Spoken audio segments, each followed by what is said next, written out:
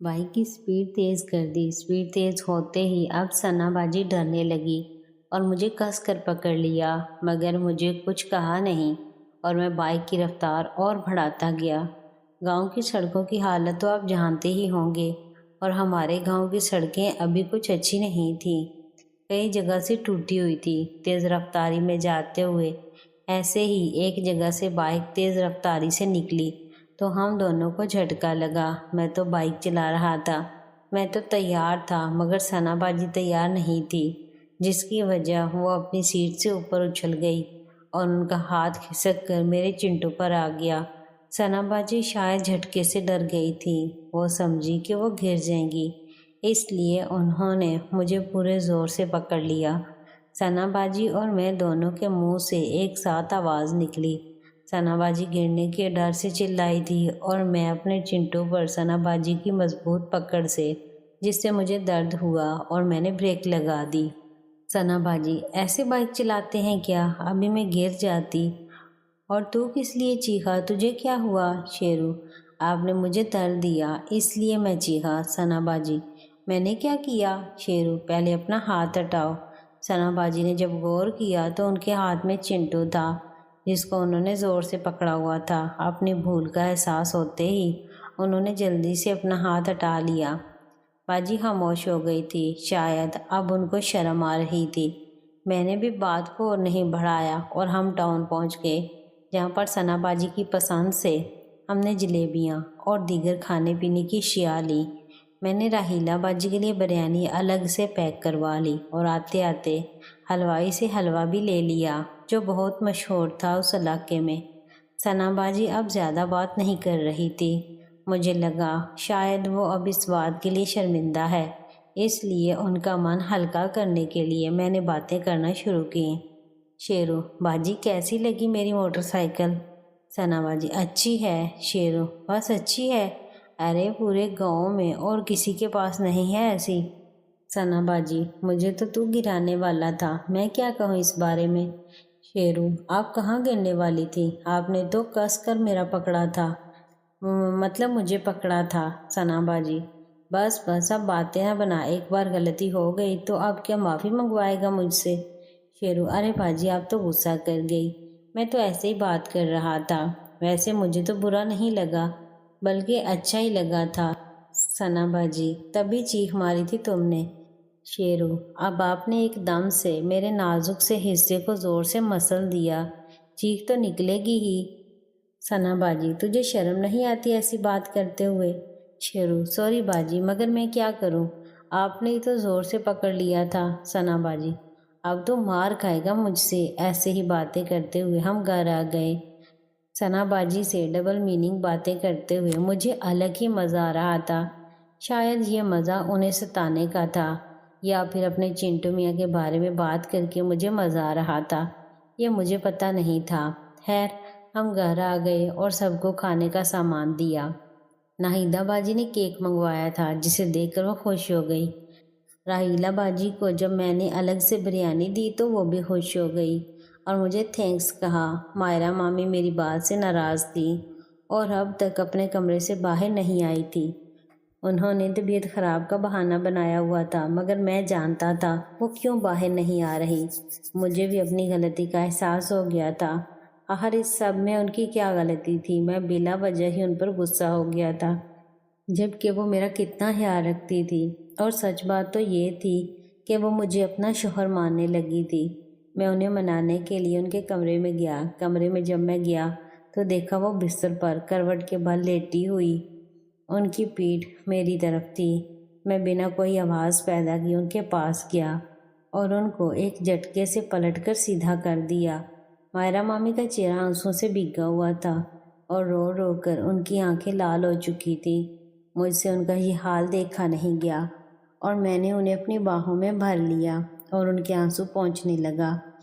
शेरू, ये क्या मामी जी, मैंने तो गुस्से में आपको कुछ भी कह दिया और आपने ये हालत बना ली।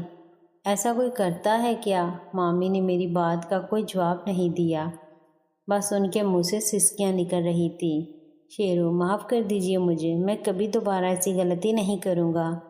آپ چاہیں تو مجھے سزا دو، آپ جو بھی سزا دو گی مجھے سب منظور ہے، پلیز آپ چپ ہو جائیں۔ مامی ابھی بھی کوئی جواب نہیں دے رہی تھی۔ میں بیڈ سے اٹھا اور اپنے کان پکڑ کر اٹھک بیٹھک کرنے لگا۔ ابھی 10-12 ہی اٹھک بیٹھک کی تھی کہ مامی نے کھڑے ہو کر مجھے گلے لگا لیا۔ مائرہ مامی، میں مجبور ہوں شیرو، میں باجی کی قسم نہیں توڑ سکتی۔ تو چاہے تو مجھ سے میری جان مانگ لے، میں وہ بھی دے دوں گی، مگر میں مجبور ہوں۔ مجھ سے غصہ نہ کرو، میں تمہیں اپنا سب کچھ مانتی ہوں۔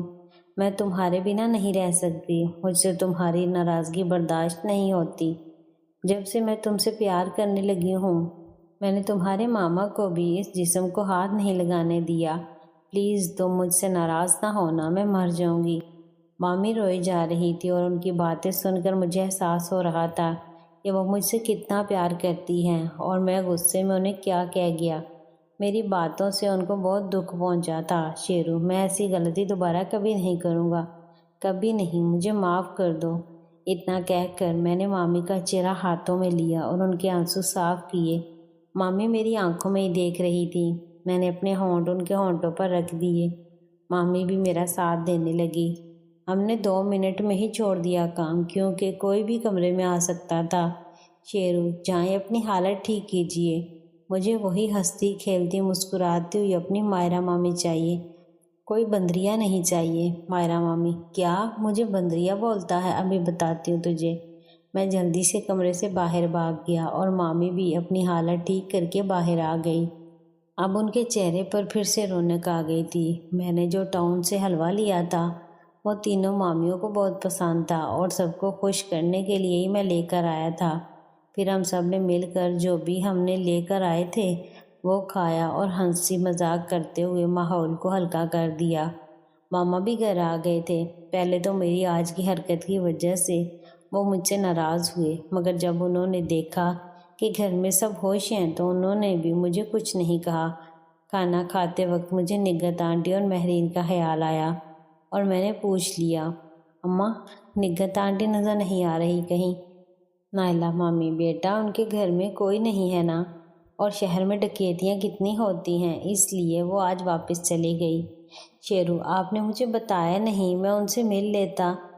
زرینہ پھوپھی، بیٹا تم کل اتنا تھک گئے تھے اور تمہیں درد بھی تھا تو نگہت نے کہا کہ تجھے آرام کرنے دے، بس اس لیے تمہیں نہیں جگایا۔ زرینہ آنٹی من ہی من میں، بیٹا اب تجھے کیسے بتاؤں، وہ تجھے دیکھنا بھی پسند نہیں کرتی، اسی لیے جلدی چلی گئی۔ تھوڑی ادھر ادھر کی باتوں کے بعد سب اپنے اپنے کمروں میں چلے گئے۔ میں کمرے میں بیڈ پر لیٹا تھا کہ دیبا ممی دودھ کا گلاس لے کر آ گئی۔ دیبا ممی، شیرو یہ دودھ پی لو، اس میں ہلدی ڈالی ہے، تمہیں آرام ملے گا۔ میں نے دودھ کے گلاس کے ساتھ دیبا ممی کا ہاتھ پکڑ لیا۔ شیرو، دودھ تو مجھے پینا ہے مگر یہ والا نہیں۔ دیبا مامی میری بات کا مطلب سمجھ کر شرما گئی۔ میں نے گلاس سائیڈ میں رکھا اور دیبا مامی کو پاس کھینچ کر ان کے چہرے کو دونوں ہاتھوں میں پکڑ کر اپنے منہ کو ان کے ہونٹوں کے پاس لے جانے لگا۔ دیبا مامی شرما کر، سب گھر میں ہے شیرو، کوئی آ جائے گا۔ میں رک گیا، کیا کروں مامی جی، اتنے دنوں سے میں نے آپ سے پیار نہیں کیا اور آج مجھ سے کنٹرول نہیں ہو رہا۔ اس کے بعد میں دیبا مامی کو پیار کرنے لگا، وہ بھی میرا ساتھ دینے لگی۔ بس 2 منٹ کے بعد میں پیچھے ہٹ گیا۔ دیبا مامی ابھی بھی شرما رہی تھی اور ان کا چہرہ لال ہو گیا تھا۔ مامی جی جلدی کچھ کیجیے تاکہ میں جی بھر کر آپ کو پیار کر سکوں۔ دیبا مامی، میں خود کب سے تڑپ رہی ہوں تمہارے لیے، اب تو دودھ پی اور سو جا۔ اتنا کہہ کر دیبا مامی واپس چلی گئی۔ میں جانتا تھا دیبا مامی مائرہ مامی سے زیادہ پیاسی ہے، برسوں کی پیاس بھلا اتنی جلدی کیسے بجھ سکتی ہے، اسی لیے میں نے ان سے اتنے رومانٹک طریقے سے بات کی۔